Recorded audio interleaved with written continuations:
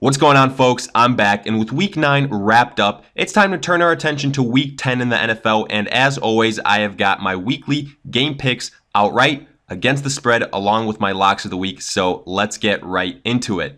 Kicking things off on Thursday Night Football, we have got the Carolina Panthers at the Pittsburgh Steelers. The Panthers are at 6-2 after taking care of business, divisional game versus the Bucs, where they put up 40-plus points at home. Good victory. And then the Pittsburgh Steelers did the same, divisional win versus the Baltimore Ravens on the road. Hard-fought victory. They now sit at 5-2-1. And first and foremost, I'm just excited that we have a meaningful Thursday night game. Both these teams, high-scoring offensive potential.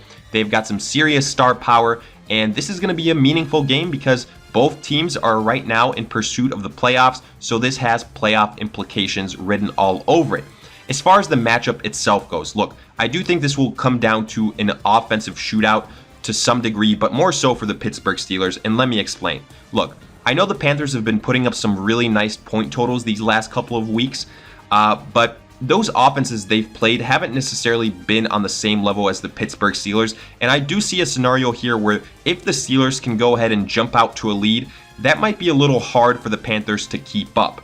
Now, Cam Newton versus Big Ben, breaking down this matchup, I have to almost give it a wash. I realize Cam is more mobile because he's younger, but Big Ben definitely more accurate. As far as offensive weapons, look, running back James Conner, Christian McCaffrey, it's almost a wash there. Christian McCaffrey may be a better pass catcher, but they've just both been playing so well at this point in time. The real difference is going to be the pass catchers because without a doubt, the Steelers have the better group. Antonio Brown, Juju Smith, the Panthers, I mean, they do have Greg Olsen. He's been playing pretty well so far. He's gotten into a groove these last couple of weeks. Fingers crossed for the Panthers that he can stay healthy, because if he does, that's a really nice weapon for Cam Newton. But overall, I give the edge to the Pittsburgh Steelers offensively. It's the Antonio Brown factor, Juju Smith as well. And I do think this game will come down to accuracy, which Big Ben will be able to capitalize on. Also, this is a home game for the Steelers. I do think that'll play into their advantage. Now, for everyone that's saying, look, the Carolina Panthers, they have the better defense, they're going to be able to rattle the Steelers. Well, if you look at it, even though they do have a nice front seven, they can be exploited on the back end of that defense. And all you need is an accurate quarterback with some weapons. And Big Ben and the Steelers definitely fit that category. To me, this is very similar in terms of matchup-wise when the Panthers faced the Falcons early on in the season. You saw what the Falcons did to them at home at that point in time. Matt Ryan was able to put up a bunch of points on them, even with that good defense. And that's just what elite quarterbacks with good offenses can do versus this Panthers team. That's not the kind of opponent the Panthers want to face in reality. So for that reason, the Pittsburgh Steelers, in my opinion, really do hold the advantage in this matchup. I'd like them to win this game outright, no questions. And then as far as the spread goes, -4.5 for the Steelers. Like I said, I do think this will be very similar to that Atlanta-Carolina game. In that scenario, we saw the Panthers lose right by a touchdown. I think this will be similar here. I do think it'll be close. Heading into the fourth quarter, the Panthers will have some opportunities to win this game, but when it's all said and done, the Steelers win this game by a touchdown. I'll take the over on the Steelers. Next up, we've got the Atlanta Falcons at the Cleveland Browns. The Falcons 4-4 after a dominating win versus the Washington Redskins, and then the Cleveland Browns 2-6-1 after losing to the Kansas City Chiefs, somewhat as expected. Positive note, they did keep it somewhat close during the first parts of that game, but then it was just too much to handle as the game went on. And unfortunately, so for the Browns, I think this matchup versus the Falcons is going to be a similar one compared to what we saw last week versus the Chiefs. Offensively, this is the strong point of the Falcons team, just like it was for the Chiefs. They've got a good quarterback that has been playing at an MVP level, who has got plenty of weapons around him. Look, he's not as mobile as Patrick Mahomes, but he is still a stud. Tavon Coleman, not as explosive as Kareem Hunt, but he's still more than capable. And then Julio Jones, Calvin Ridley, Sanu, they are all ballers. And for this reason, I do like the Atlanta Falcons here. Maybe their defense isn't as good as that of the Chiefs, and the Cleveland Browns might be able to capitalize on some points here and there because of the injuries that the Falcons have had. But ultimately, it comes down to Matt Ryan versus Baker Mayfield. I trust Matt Ryan and the weapons he has more so than what the Browns will be able to do. I do predict it could be close, similar to what we saw with the Chiefs game towards the second quarter, but then the Falcons pull away, ultimately win this game. I like them outright on the road. And then as far as the spread goes, plus 4.5. To me, the Falcons have enough firepower to win by at least a touchdown. I like them on the spread. Continuing on, we have got an AFC divisional clash with the Buffalo Bills at the New York Jets. And folks, this one might be tough to watch. The Bills at 2-7. Again, for the second straight week in a row, we don't really know who they're going to play at the quarterback position. And we all saw what happened last week when they started Peterman versus that Chicago Bears defense. You know, it wasn't pretty. Turnovers and just points aplenty for the Chicago Bears. They dominated that game. Then the New York Jets, they sit at 3-6 after a tough loss versus the Miami Dolphins where Sam Darnold just couldn't get it going, just turnover after turnover. And now reports are that he won't be playing. Instead, it'll be Josh McCown starting for the Jets. And believe it or not, I actually think that's an improvement as far as offensive capability for the Jets. I do think Sam Darnold, as a rookie, we expect him to make some mistakes, some turnovers. But Josh McCown, look, he was there last year. He had some really nice moments. I think he can go ahead and have some of that mojo. He's been healthy. He's still been, a part of this offense, seeing what's been happening. He knows all those weapons. And the Buffalo Bills, they're going to be struggling all around. I highlighted it every single week. The Buffalo Bills are a team that just gets picked on. Until Josh Allen returns, it's hard to trust those other quarterbacks. I mean, not that it's easy to trust Josh Allen. It's just that he, at this point in time, might be the best out of the bunch that they have, but he's still nicked up. I think the Jets defense is going to have a very nice day here. I don't predict something in the same neighborhood as what the Bears did because that was just ridiculous. And the Bears do have more playmakers than do the Jets, but I still think the Jets will dominate this game defensively. Josh McCown won't have to do much, and that's the perfect scenario for him. I think he'll still end up putting up a nice stat line. He could be a sneaky good quarterback on Sunday. I wouldn't be surprised if he throws for over 250 yards and gets you a couple touchdowns versus the Buffalo Bills. It's a home game for the Jets. I think all signs point to New York winning this game. Like I said, I like them more with Josh McCown offensively. To me, they're a more complete football team with him. For that reason, I like them to win this game. The spread, -7.5. If it was with Sam Darnold, I might be a little bit iffy about the spread, but with Josh McCown, I'll go ahead. I'll take the over on the spread.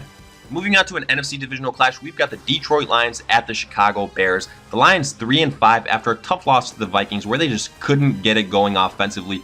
3 field goals is all they got. Well, the Chicago Bears beat up on the Buffalo Bills. They sit at 5-3. And look, breaking down this game, this is a tough game for me to call because by all accounts, the Bears are favored, and it makes sense. But at the same time, I really want to pick the Detroit Lions here. I wouldn't be surprised if this is one of the upsets of the week because ultimately, Matthew Stafford versus Mitchell Trubisky. Give me Matthew Stafford 10 out of 10 times here. I know Mitchell Trubisky has had some nice performances these last couple of weeks, but when you consider it's been against teams like the Tampa Bay Bucks and the Buffalo Bills, that kind of makes you frown, makes you raise an eyebrow. So do keep that in mind. But look, by all accounts, this game has typical Chicago hard-fought victory written all over it. This game's in Chicago. The weather probably is going to have a factor. Chilly kind of day. The winds are going to be out. Tough to throw the football. Probably low-scoring affair. That Bears defense is legitimate. Khalil Mack set to be back, even though I will highlight he will likely be limited because he isn't 100%. But this Bears defense has also been stout against the run. Kerryon Johnson, I think, will be in for a long day. And then also Golden Tate. We saw what that offense of the Lions looked like without Golden Tate last week. And I do think Stafford and that offense takes a step back without him. It's going to be some growing pains. I think it's got to get a little bit worse before it gets better for the Lions to figure out how that offense looks without Tate, who is such an integral part of it. And even though I do like Matthew Stafford here, in a low-scoring affair where the elements will play a role versus an offense in the Detroit Lions that right now are missing their best playmaker in Golden Tate, who was traded, and they're still figuring out that offense versus a tough defense. This has Bears victory written all over it. I'm going to take them begrudgingly to win this game outright. However, on the spread, -6.5 for the Bears, in my opinion, way too high. Like I said, this will be a low-scoring affair. Wouldn't surprise me if the Lions get this victory. Just too hard to predict for that reason. I like the Lions on the spread. Next up, we've got the New Orleans Saints at the Cincinnati Bengals. The Saints at 7-1 after defeating the previously perfect LA Rams like we predicted in what has to be the best game of the year up until this point that we've seen. And huge win for the Saints because they're tied for the best record in the NFL right now. And even more so importantly, they have the head-to-head advantage over the Rams, which means they're in the driver's seat for home field advantage in the NFC. Now they face the Cincinnati Bengals, who coming off of the bye week at 5-3, man, they get a tough opponent here. And on top of this, they're going to have to do it without AJ Green, unfortunately so for Andy Dalton. Look, I still think the Bengals have a lot of offensive weapons, and they're going up against a defense in the New Orleans Saints that has been getting scored on a decent amount this year. But what will really be interesting is the coverage that goes Tyler Boyd's way. We're really going to see how legit he is because in large part up until this point, he's had AJ Green to take some pressure off of him. How will things look once the main guys head to Tyler Boyd and lock him down? Will that be a factor? I still like a guy like Joe Mixon in this game a bunch. But what scares me honestly here is even though I do like the Cincinnati offense, I fear that this could be a game similar to what we saw in Kansas City versus the Cincinnati Bengals, where the Saints just get up on the Bengals way too fast and the Bengals just can't catch up to them. I see that as a very real scenario, and even if that doesn't happen, however, I still like the New Orleans Saints. I, at this point, haven't even mentioned the fact that they signed Dez Bryant because there were just so many other factors to consider here. The Saints have been doing so good up until this point, you could make the argument they didn't even need Dez Bryant, but regardless, they add him.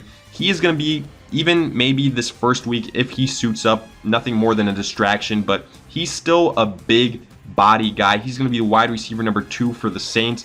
I think he'll be a factor in the red zone, so that'll be another interesting layer to take into account here. But by all accounts, I like the Saints in this game. Alvin Kamara, Michael Thomas, Mark Ingram, now Dez Bryant, Drew Brees. I like all those guys more so than what the Bengals have. I think the AJ Green injury is going to hurt them. So I like the Saints to win this game outright. As far as the spread goes, +4.5 for the Bengals.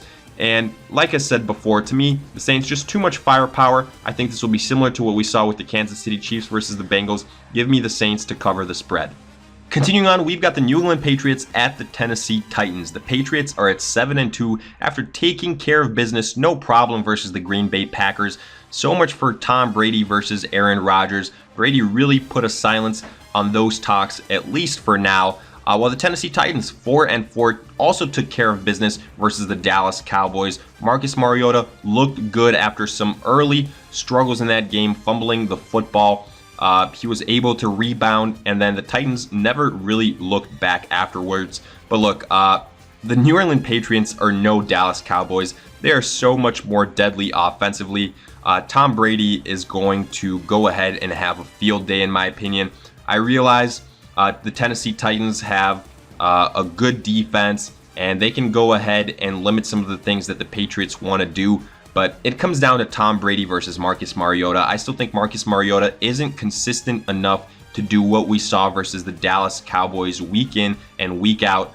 Even though he had a good game, we still saw some of those turnovers. I usually say Mariota is good for at least a turnover or so. And that's what happened last week. I think if the New England Patriots get those opportunities, they're going to capitalize. It'll be interesting to see if Gronk plays in this game, but even when he hasn't been out there, the New England Patriots have still been getting it done. Josh Gordon continued to have a big role in this offense. Julian Edelman, I think he'll be okay. Some reports were that he was questionable. Same issue that we saw last week. He still suited up and played. I like the New England Patriots a lot more so in this game. Comes down to offensive production. Got so much more faith in Tom Brady than I do Marcus Mariota. Even versus a good defense in the Titans. They've been exposed at certain points in the season. Give me the Patriots to win this game, no doubt, even if it's on the road. The spread, +7.5. I could see this game being somewhat close, and then the Patriots kind of blow it up open late. So for that reason, I will take the Patriots and the over on the spread.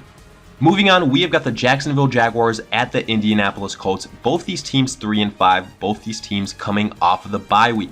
And I'll be honest with you guys, this is a tough one for me to predict. On paper, the Colts are favored, -2.5 on the spread, and it kind of makes sense. You know, they're at home, they've got Andrew Luck compared to Blake Bortles. As of late, they've looked really good offensively.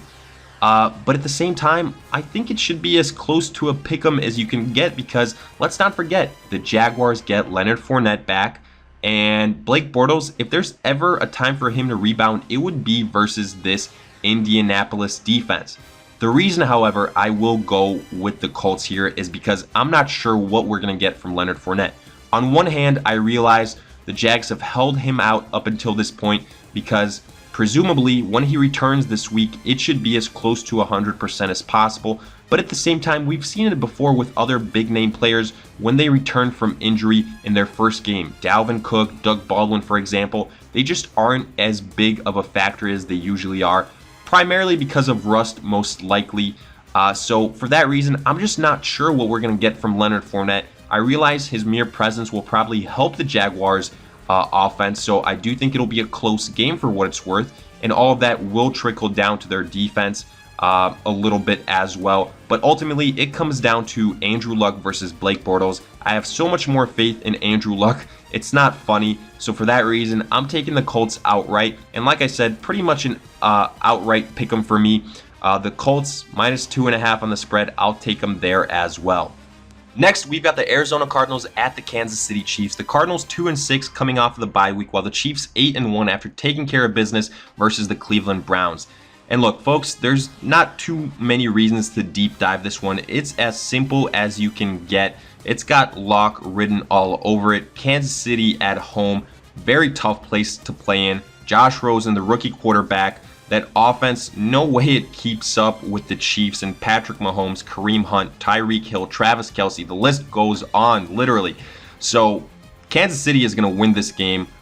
Obviously, the only question is how much are they going to win by? I like them to win outright. The spread, crazy high as you would expect. -16.5 for the Chiefs. But as crazy as it sounds, I'm taking the Chiefs here. At home, Arrowhead, extremely tough place to play in.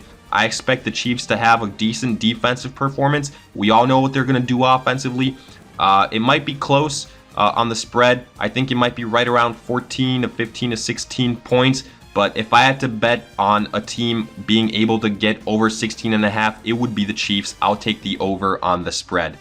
Continuing on, we have got the Washington Redskins at the Tampa Bay Buccaneers. Redskins at 5-3 after that blowout loss to the Atlanta Falcons, while the Bucs 3-5 after their own loss to the Panthers, where they let up another 40+ points defensively. And the question here is, who wants this game more? Because if you look at the spread, as crazy as it sounds, the Bucs are favored in this game, -2.5. But what might sound even more crazy is that I tend to agree with that. To me, the Redskins just aren't as good as their record indicates, period. I think the Eagles come out of this division when it's all said and done. And they're going to be without some weapons, the Redskins. Paul Richardson got put on IR. Jamison Crowder, likely unavailable for this game, which means it'll be the Maurice Harris and the Josh Doctson show. God knows Jordan Reed hasn't been a factor this year at all, and he's been healthy. That's been the craziest part of it all. Vernon Davis, at this point, has become the #1 tight end for Washington. It'll come down to Adrian Peterson. Alex Smith just too inconsistent. He's not the same quarterback without Andy Reid. But at the same time, if there was ever a game for him to return to something similar to that, it would be versus this Bucs defense that is just atrocious week in and week out.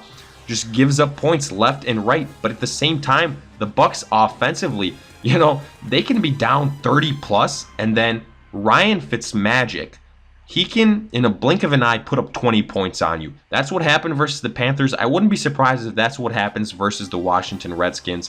And again, I have zero confidence in this pick. This is the hardest game for me to pick. I know by all accounts I should be picking the Redskins. The Bucs can't stop anyone offensively. But right now I just don't have any faith in Alex Smith. I'm going to go ahead and pick the Bucs here. Sounds crazy. To me, it's almost a pick'em game. I'm going with the Bucks outright. I'm going with the Bucks on the spread. Zero confidence again. I'm going on record as saying that, but we'll see what happens. I'll actually be really interested in the way that this game ends up. Next, we've got another AFC divisional clash, the Chargers at the Oakland Raiders. The LA Chargers sit at 6-2 after a nice victory versus the Seattle Seahawks, where they hung in to get the W, while the Raiders, man, they are 1-7 and quite possibly hit the all-year low versus that performance versus the 49ers. They let their third-string quarterback put up 30-plus points, but that's how bad the Raiders have been defensively. At this point in time, they have nothing to play for. All they're playing for is that first pick overall. While the Chargers, they have every single reason to go ahead, win this game. They're still in prime playoff contention. They can go ahead and get home field advantage. It's still not too crazy to consider. They've got a game left versus the Kansas City Chiefs. Offensively, they're so much better than the Raiders. Defensively, anyone's better than the Raiders. This is as simple as it can get. Outright, I like the Chargers. The only reason I might kind of think about this game is because of the spread, plus 9.5 for the Raiders. But even though it's a divisional game, and even though these two teams know each other, the Raiders right now are so bad defensively. I'm taking the Chargers. They've been much more consistent. They've got plenty of firepower. I like them outright and on the spread. Continuing on, we've got the Miami Dolphins at the Green Bay Packers. Miami at 5-4 after beating the Jets, while the Green Bay Packers under 500, 3-4-1 after losing to the New England Patriots. But look, don't fret, Green Bay fans. I still think you can turn it around. You just need to put a couple of wins together, and I do firmly believe it starts with this game versus the Miami Dolphins, because you have got Brock Osweiler set to start again and set to travel to Lambeau Field. Such a tough environment to play in. We saw last week Brock Osweiler isn't a starting quarterback, and I do really think he's going to struggle in Green Bay. The Packers don't have an elite defense by any account, but I still think they're going to make it a long day for Osweiler. We're really seeing what he is in terms of a quarterback. He had so many opportunities with those 4 interceptions by Sam Darnold last week, yet the Dolphins only put up 13 points. The Green Bay offense, to me, is a lot more potent. Rodgers versus Brock Osweiler. Ultimately, that's what it comes down to. Shouldn't be that close. I expect Green Bay to win without a doubt in this game. On the spread, minus 9.5, pretty high. But again, I will take the Packers winning by at least 10 points for sure. Give me the Packers on the spread. Moving on, we've got the Seattle Seahawks at the LA Rams. Seattle at 4-4 after failing to get that last-second tie versus the Chargers, while the LA Rams, no longer undefeated, 8-1 after failing to stop Drew Brees when it mattered most last week. And look, breaking down this matchup, Seattle has looked better as of late. They were making a push for the wild card spot, and I think they still will.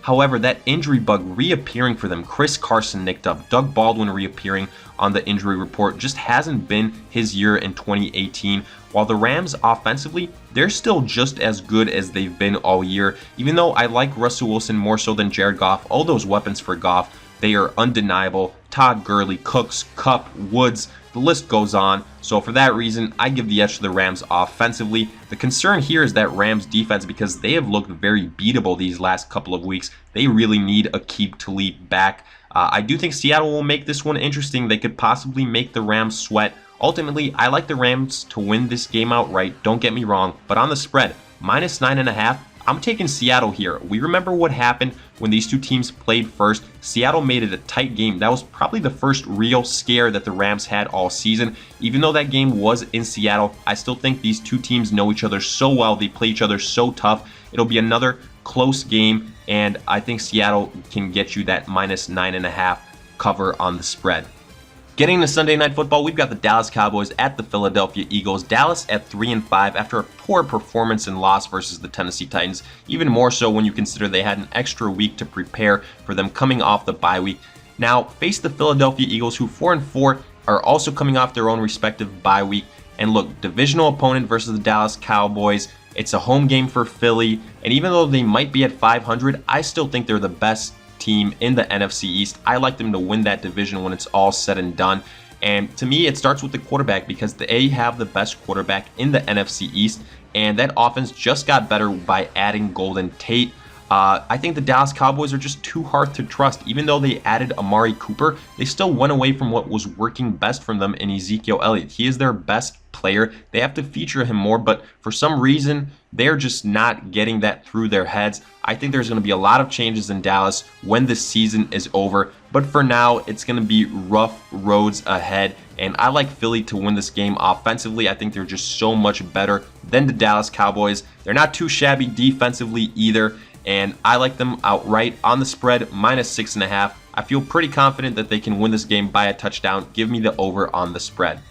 And finally, we get to Monday Night Football with the New York Giants, who are at 1-7 coming off the bye week, facing the 49ers at 2-7 after that complete destruction of the Raiders. And even though this is a home game for the 49ers, I actually like the Giants in this game. To me, they have a lot of offensive pieces that are just tremendous mismatches. Odell Beckham, Saquon Barkley, even Evan Ingram. As bad as Eli Manning has looked, this defense is very beatable. 49ers set to start Nick Mullins again. I think the Giants aren't as bad defensively as the Oakland Raiders.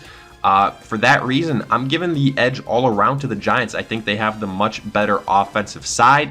I'll take Eli Manning, as crazy as that sounds, over Nick Mullins. I like their defense better than that of the 49ers.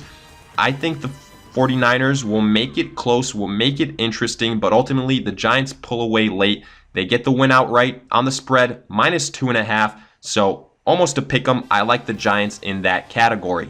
So with that, we finish up our game picks. Now looking at our locks of the week, we start with the Arizona Cardinals at the Kansas City Chiefs. Simply put, this is one of the worst teams in the NFL, having to travel to Arrowhead Stadium, one of the toughest environments to play in, and having to face the Kansas City Chiefs, who are one of the best teams in the league.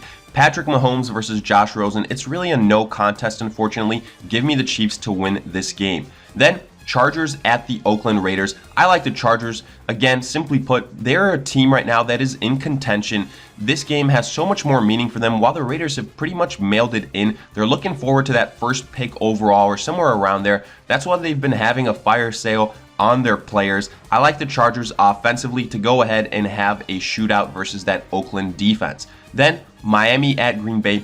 Give me the Packers at Lambeau Field after a tough loss versus the Patriots. They come back here. They start a little bit of a winning streak. Brock Osweiler, I think, really struggles at Lambeau Field. Green Bay gets the win. And then finally, Dallas at Philadelphia. I like the Philadelphia Eagles at home. Dallas has been way too inconsistent so far into the season. I still think the Philadelphia Eagles are going to end up winning this division, and it starts here making a statement win versus the Dallas Cowboys in Philadelphia. So, with all of that, we wrap up our game picks along with our locks of the week. And as always, let me know what you guys thought. Did you agree? Did you disagree? In the comments section, let me hear it. If you guys had some other takes as well or any other questions. And as usual, if you guys enjoyed, make sure to like, subscribe, and I'll see you guys in future videos.